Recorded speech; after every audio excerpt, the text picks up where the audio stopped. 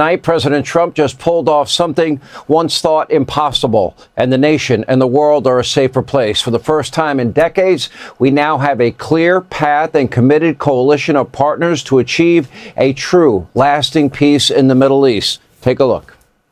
This is the day that people across the region and around the world have been working, striving, hoping, and praying for. Together, we've achieved what everybody said was impossible. At long last, we have peace in the Middle East, and it's a very simple expression, peace in the Middle East, and we've heard it for many years, but nobody thought it could ever get there, and now we're there. Okay, so how did we get here? How did Trump pull this off when so many others had tried and failed? First, it is critically important to understand President Trump, more than any other president in the modern era, does understand the power, the influence of this country, the USA, and he is willing to use both economically, militarily, to make the world a better and safer place. After Afghanistan, guess what? America now stands bright and tall as the leader not only of the free world, but of the entire world. And this brings us to 4 critical points: how this all went down, how it all happened. And only Donald Trump could convince Israel. Why? Because of his long-standing support for Israel. And only Trump could get Israel to stop wiping out Gaza completely. That war was won. They just had to finish it. This, of course, after we had Hamas attacking Israel for decades, culminating with the attacks a little over 2 years ago on October 7th. Now, number 2, only Trump could convince a coalition of neighboring Arab countries to join in these peace efforts.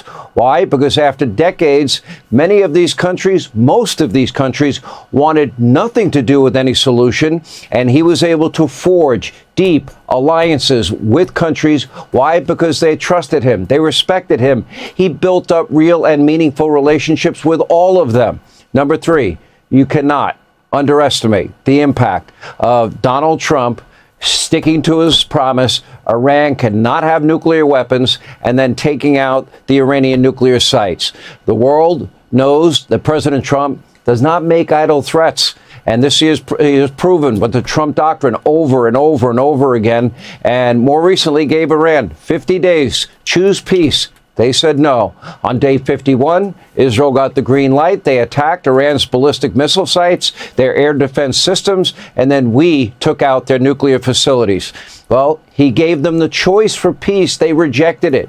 Number 4, Trump said to Hamas, you can do it the easy way, you can do it the hard way. They initially rejected this deal. President Trump doubled down, said, if you reject this deal, you will be obliterated. Clearly, they believed him, and their minds were changed. This is the embodiment. This is not a phrase that conservatives use, peace through strength, trust but verify. No, these are real principles that work in real time, and we watched it unfold before our eyes today. And as Time magazine rightly pointed out, this is Trump's triumph. But this is so much more than a political win. Thanks to the president, his team, countless lives have been saved on both sides of this conflict, including all 20 living hostages now released by Hamas. Thank God. Take a look. Over the past 2 years, I've met many of the families of the Israelis taken hostage and those that were taken hostage. Unbelievable. I've looked into their eyes. I've seen the worst nightmares of their suffering. But I've also seen something else, the beautiful love of the people, the love that gives you the courage to carry on through thousands of years of persecution and repression, and to emerge with the heart of David. Now, for more than 2 years, these hostages, they were held in captivity by terrorists in Gaza, by Hamas, and now they are home. Take a look.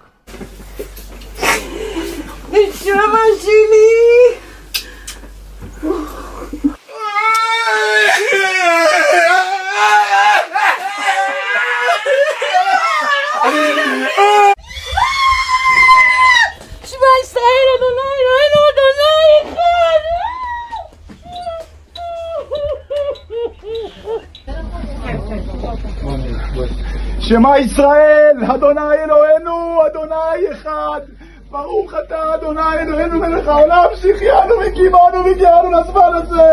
וואי וואי, אוי כמה. מתוק שלי, בוא, אמא שלך, בוא נמרוד. ילד גיבור שלי, ילד גיבור. חיים שלי! חיים שלי, אתה חיים שלי!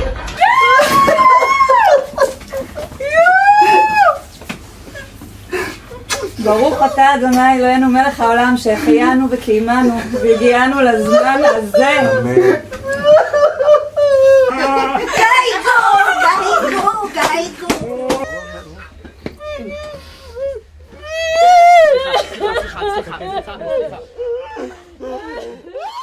And now the Middle East, by the way, and the world is changing rapidly right before our eyes, thanks to President Trump. America now is in the driver's seat. Today, every leader from almost every major country around the globe convened in Egypt to thank our president, to praise the administration's pursuit of peace. He's been unrelenting. He has literally been expending so much political time and energy to get this day accomplished and make this happen and commit to helping this become a lasting peace, a lasting coalition. Hours earlier, during his speech at Israel's Knesset, members of Israel's government were chanting Trump, Trump, Trump.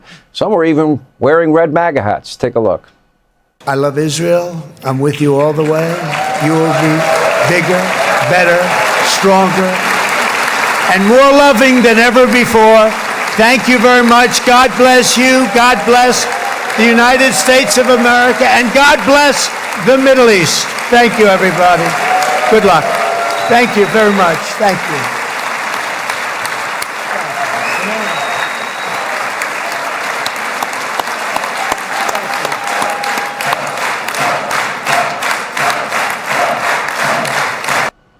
History in the making. For the first time, maybe ever, there was cheering in both Israel and in Gaza. Make no mistake, you are witnessing history that many thought could never happen. But not everyone was particularly happy. The, quote, ceasefire crowd, can't seem to say much of anything at this point. It looks like they really didn't want a ceasefire after all, or they simply cannot find it within themselves to ever once, at one time, give President Trump any credit at all.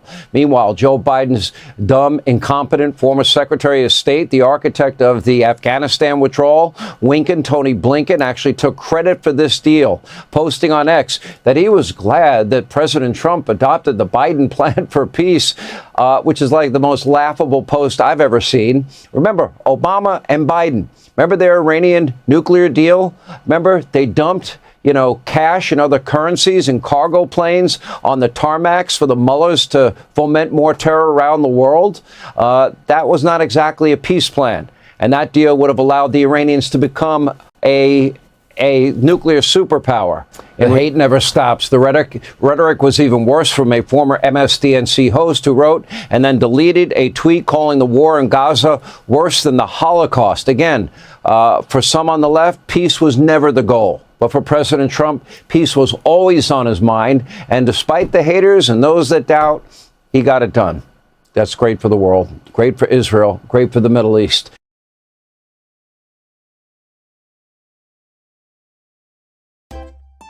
If you enjoy this content, please consider subscribing to my channel to stay up to date with future videos. Thank you for watching.